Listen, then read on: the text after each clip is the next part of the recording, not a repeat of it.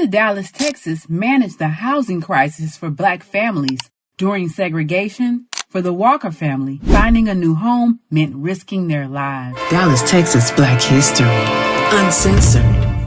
In 1865, the United States of America formally recognized that Black people were humans too. Emancipation allowed Black residents of Dallas, Texas to choose where they wanted to live for the first time. Now that they were free men, most Black families in Dallas settled together in freedmen towns. Freedmen towns were located in North Dallas, the area now known as Uptown. As years passed, the Black population in Dallas grew exponentially, and so did their earning power. However, the freedmen's towns did not expand to keep up with this growth. As Black residents of Dallas gained higher education and professional training, their incomes grew, but housing remained scarce.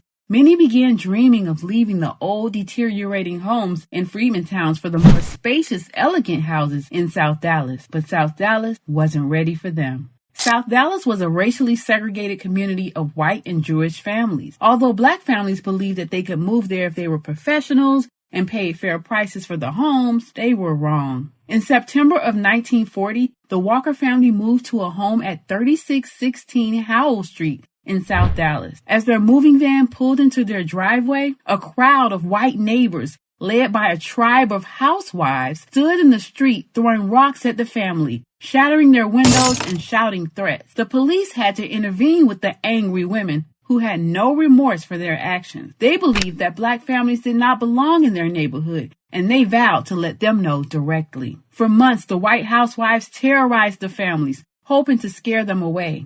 More aggressive neighbors threw a makeshift bomb into the Walkers' yard, and the explosion blew out their windows. The Walkers had to arm themselves inside their own home.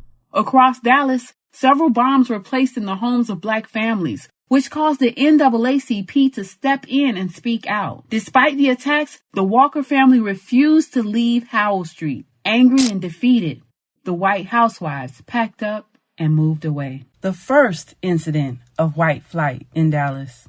Dallas city officials soon recognized they had a housing crisis on their hands. The Black population was increasing rapidly, yet Black people weren't welcome to live in most neighborhoods. Dallas officials created a plan to provide segregated housing for Black families without upsetting their white neighbors. The first public housing for Black residents was called the Roseland Homes. It opened in North Dallas in 1942 with 650 units. Over the next decade, more Black housing projects followed. In West Dallas, Edgar Ward Place. In East Dallas, Frazier Courts. In South Dallas, Turner Courts and Rose Terrace. Hundreds of Black families moved into these housing projects, and for a while, the city was pacified.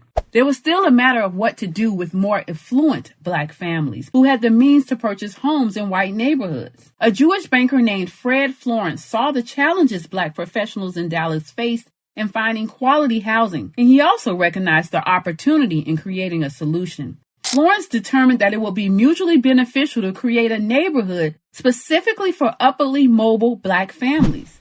He took the lead in securing loans to finance the development of a groundbreaking alternative to public housing.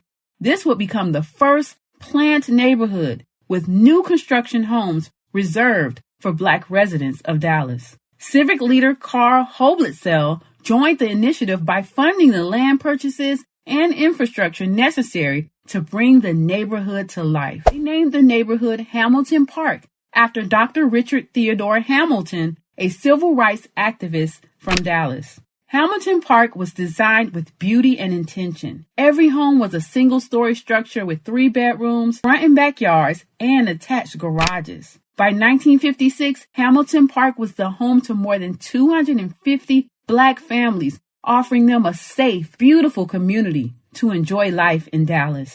After 100 years of housing segregation in Dallas, the Civil Rights Act of 1964 banned racial discrimination in public places. This meant that Black people could live wherever they wanted to. Despite systemic efforts to oppress Black progress, every decade, more barriers fell away.